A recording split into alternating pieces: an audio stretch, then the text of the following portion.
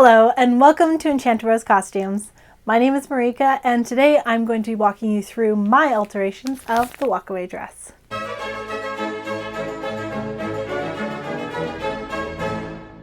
If you follow me on Instagram or you've already seen my announcement on the community tab, you will know that I'm going to be hosting a Sewalong challenge on March 28th and 29th. The pattern we are going to be sewing along with is none other than Butterick 4790 and is famously known as the Walkaway dress. I decided to use this pattern for the Sewalong because it is relatively simple to make. It only has 3 pattern pieces and only a few seams, the shoulders and the back. The rest is all shaping with darts and bias tape. So when I announced this, I had many of you very excited to be sewing along with me. There were several of you that also messaged to let me know this pattern has some horrible fitting issues. And so I decided that I was going to release this video to you guys to show you how I've changed the pattern and altered it to kind of deal with those fitting issues for my body. Now, of course, it's not going to be the same for everyone, but I figured I would just show you what I'm doing and show you how I can change it to fit me.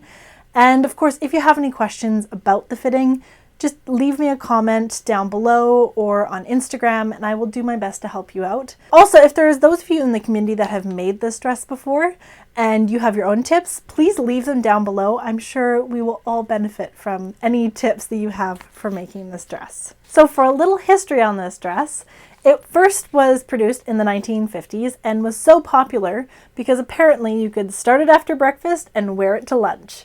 So that is part of the reason why it is called the Walkaway dress, because it is so quick and simple to put together.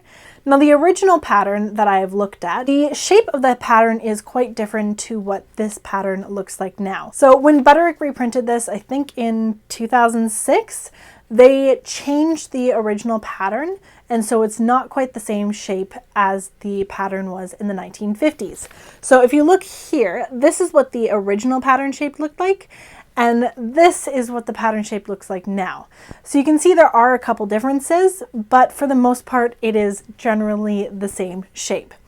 Now, if you do not have this pattern and you want to follow along with the sew along, I have actually discovered that the Great British Sewing Bee did a episode on this Walkaway dress, and so they have produced their own pattern online that you can print out for free. So I will link that down below. It's about 50 pages to print off, and the pattern is slightly different than this Butterick one, but I think it'll work great if you want to participate. And if you don't want to make this dress, you are still more than welcome to join in the live shenanigans on the 28th. So with that aside, let's get to altering this pattern.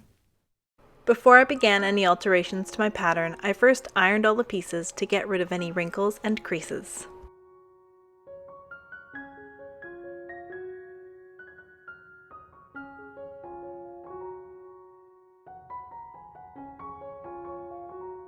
Then, using a tracing paper, I copied out my size.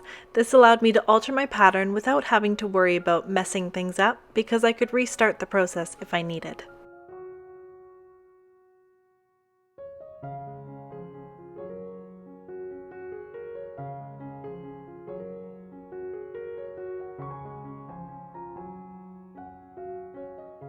I have just finished tracing out the circle skirt, so you can see I've gone quite wide with this. The first thing I noticed when I was drawing this out is that the length is quite short for me. I prefer my skirts to sit at about 30 to 31 inches, and this one was sitting at 27 with the hem in there. So I guess with that hemmed it would be about 26 and a half, and that's just a bit too short for my taste. So by drawing this out, I've left room to add my hem allowance in here. So I have enough room, it goes all the way around. And then something else is my waist size is slightly larger than what it says on the pattern. So this is where they originally recommend to cut it, and then it has a 5/8 seam allowance. I think 5/8 it would end. I don't know if you can kind of see that. Okay, this is the original stitching line, and this is my new stitching line. So that's what I've done there. So there we go. Let's see if it's, there we go. So yeah, this is my new stitching line, so I still have to add 5/8 of an inch away from there, so that makes my skirt bigger.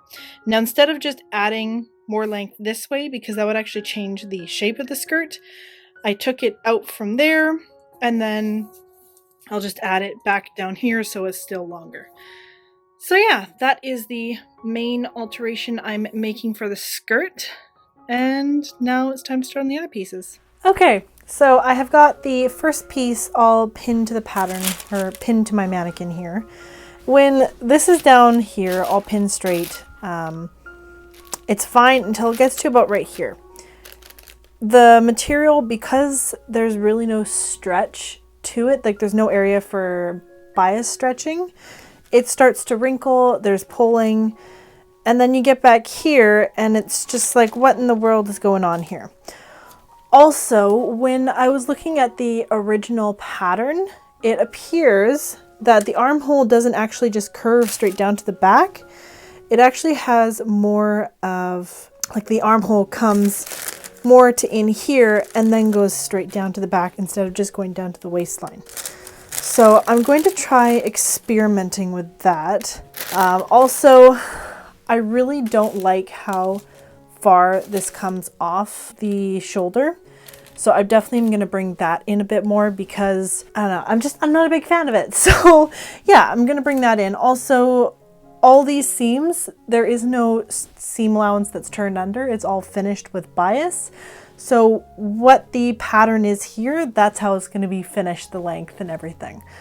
So first things first, definitely bringing this back a little bit and then shaping in here. I don't know what is going on here. It's just a very odd fit. So I'm going to experiment with this. I'll lay it out on my table and redraw some things, put it back on my mannequin here and just see what I can experiment with. One thing that I am going to change for sure is if you look at the back here, this does not reach the center back at all. So what I would like to do is slice this down, like I guess to the bottom of the pattern and add more room to it and then add darts up here. So there's more room in the bottom and yet more fitted in the back of the skirt.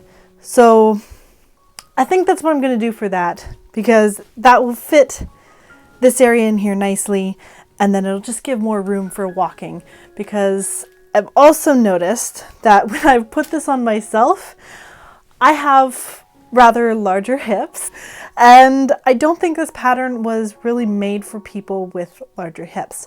So I'm going to be just trying to make it larger, just add more room in here. Also, this side seam does not reach the side for me. So I think I'm going to move the dart over a little bit, make it a bit wider so it goes more room down at the legs and then I'll bring it in a little bit tighter at the waist. So I think that is my plan for that. I still don't know if I have to do a full bust adjustment for this. It's, I don't know. We'll see. We'll see. Okay, so here is my flat pattern. I already cut the armhole a little bit. So this is the original line with the dart and so it continues down. The pattern looks like it comes down and then around like that to the back.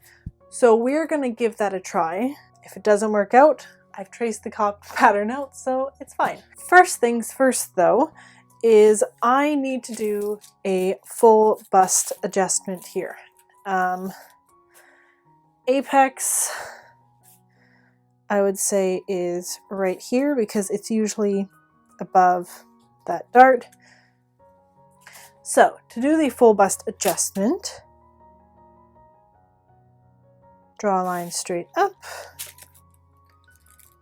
This line I'm going to draw from the corner of this dart to the center of the apex, and then this goes down like that. I will leave a link below for a great video on how to do a full bust or small bust adjustment. So I've got my lines 1, 2, 3, and 4. That is my first change. Next, I cut along the lines I just made, making sure to leave small hinges at the arm's eye and at the apex of the horizontal dart. The pattern is then spread apart depending on how much room is needed in the bust. That info can be found by looking up full bust adjustments.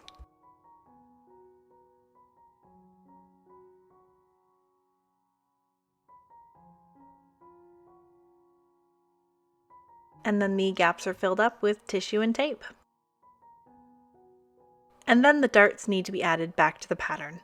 To avoid unsightly pointy darts, they must finish at least 1 inch away from the apex. 1.5 to 2 inches is preferred though. The darts are then redrawn, paying attention only to the starting point of the original dart and the new point of the dart. Once that is complete, the darts then need to be trued up to make sure that the edges still match.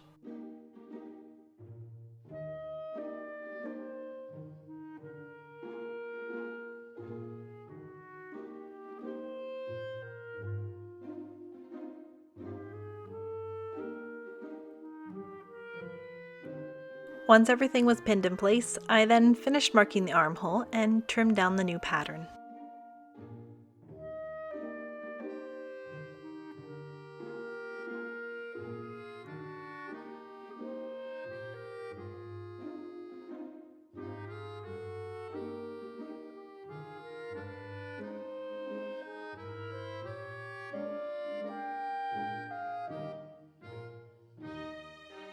Next, to figure out the dart placement along the side, first I measured myself from the center front to the side seam. Next, I used that measurement to place the new dart, remembering to not include the bust dart in the measurement, and ignoring the original side dart altogether.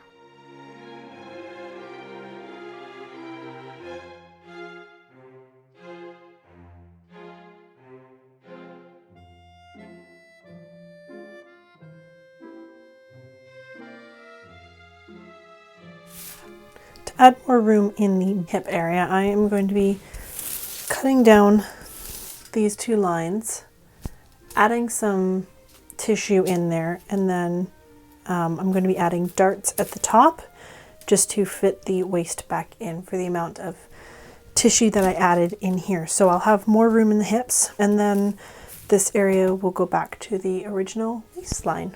So let's do that.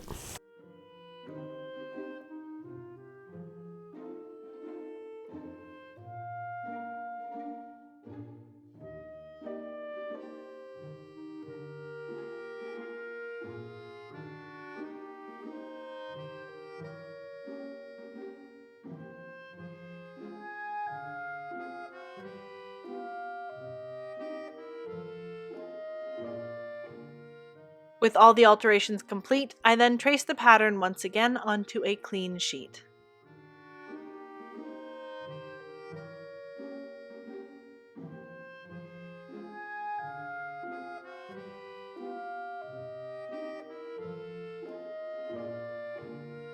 Now I'm going to be working on, the back wrappy bit. So the piece that comes in the back and wraps around to finish in the front.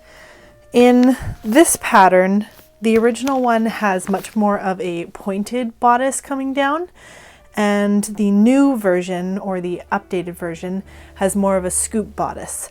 So I really like the pointed version compared to the scoop version, so I'm going to be slightly altering my pattern just to get that angled look. So another thing that I need to fix on the pattern is the sway back. I have a sway back, so I always have to raise the back of the pattern up just a little bit, otherwise I get wrinkles in the back of my bodice. First things first, I figured out the placement of the side seam. Next, I drew the waistline and then cut along the waistline to the side seam.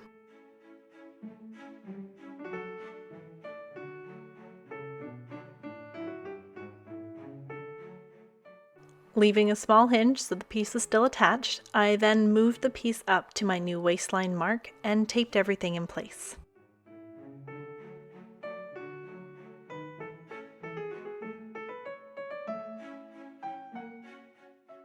Next, I needed to add some more width to my pattern, so I cut along the side seam and then added the amount needed.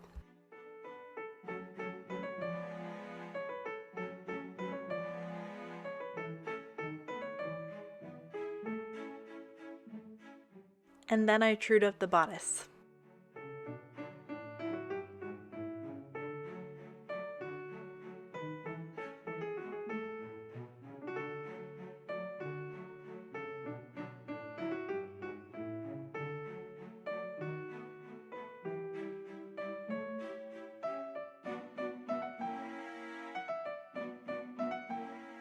With all the pieces altered, it was time for a fabric mock-up.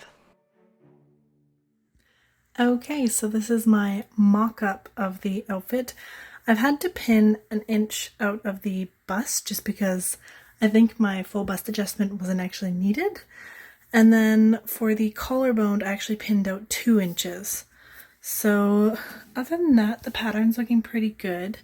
For this, it keeps wanting to fold under.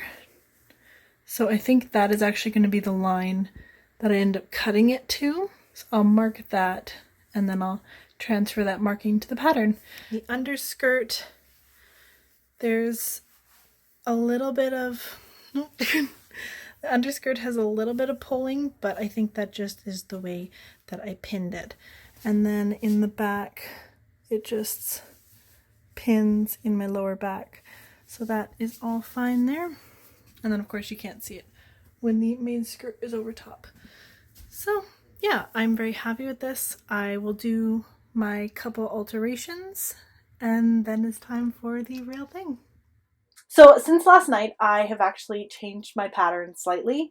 I came across a blog called Edelweiss Patterns and they have some great fit instructions for the walkaway dress. Their first thing that they recommend is to ignore your full bust measurement and instead use a high bust measurement in place of that. So for the high bust measurement, they measure around the back of the bra over top of the bust and use that instead of the full bust measurement. So the reason they recommend to do that is just because it'll be easier to fit the collarbone area and add more room in the other areas needed. So in following the recommendations, I recut the pattern in the size 18, which is 2 sizes smaller than I was using before. And then I did all the alterations that I've done previously in the video. And so far, I am very happy with the fit. So this is my pattern now. It's pretty much the exact same. It fits really nicely across the collarbone now. There's no extra fabric in the collarbone, which is really nice. So I did forego the full bust adjustment. That wasn't needed. There was too much fabric, so I did change that. And I also lowered my bust dart because I realized that this bust dart was actually too high. So this now fits quite nicely. It sits at the lower back, not at the natural waist. And by doing that, it actually pulls in this area here, so we don't have any gaping, and it just fits nicely. So I definitely recommend you take a look at their blog. I will leave a link down below so you can read through their instructions and see if that will help you fit your pattern better. Okay, so I've made the slight alterations. I have brought in the darts a little bit under the bust. You can see by raising up my arm, there's no bra showing underneath, so that is nice. This fit is pretty good. And then it curves nicely under the bust. So I'm very happy with this. I think the pattern is done. I'm just gonna transfer my dart alterations to my paper and then it is good to go. So I really hope this helps you with your own alterations on your walkaway dress. If you don't have any extra fabric to do a mock-up, I definitely recommend you do a tissue fit because then you'll at least get an idea of if the pattern will work for you or not, or at least what alterations you'll need to make. So I am very happy with how my mock-up came out. And as you'll notice, I did not cut the full circle skirt. I only cut half of it, and I didn't even cut it to full length because the circle skirt, essentially I only needed about 12 inches just to get an idea of whether it would fit in the waist. And the length of the circle skirt, it doesn't really change the waist measurement at all. So if you need to save fabric or if you don't have enough fabric to do a mock-up, that is one way to save on fabric that is extremely helpful. So I still have a couple things that I want to kind of tweak on this before the live stream on Saturday, but I am really happy with how it's looking so far. Most of the things that I want to tweak can actually be done during the live stream because I will be, of course, experimenting with a different fabric. This fabric is a lot lighter than the cotton I am using. This is the fabric I'm going to be using. It is a beautiful, I think, sakura blossom, cherry blossom. I don't know. It's I'm really excited for it. So things to remember: the live sew along is going to be this Saturday, March 28, 2020 at 1 p.m. Pacific Standard Time. Please check your time zones to see what it is in your time zone. I think it's going to be around 4 p.m. on the East Coast and around 8 p.m. in the UK. I'm not sure about the other time zones, so please check your time zones just to make sure you don't miss out. So if it is past March 28 and you still want to join in on a sew-along, I will put the link to the live stream down below. So the sew-along is going to be split over 2 days. So the first half of the live stream is going to be cutting things out and sewing the majority of the dress together. It is split over 2 days because in the instructions it says the dress needs to hang for at least 24 hours before hemming. The reason for that is because circle skirts have a bias hem in them, which can stretch when you've cut them and hung them up. If you want to share your progress or show off your dress once you've completed it, feel free to use the hashtag ERC Sewalong or B4790 Sewalong or Walkaway Dress Sewalong. Any of those hashtags will work. And yeah, I'm excited to see what you guys create, and I will see you this Saturday. Bye!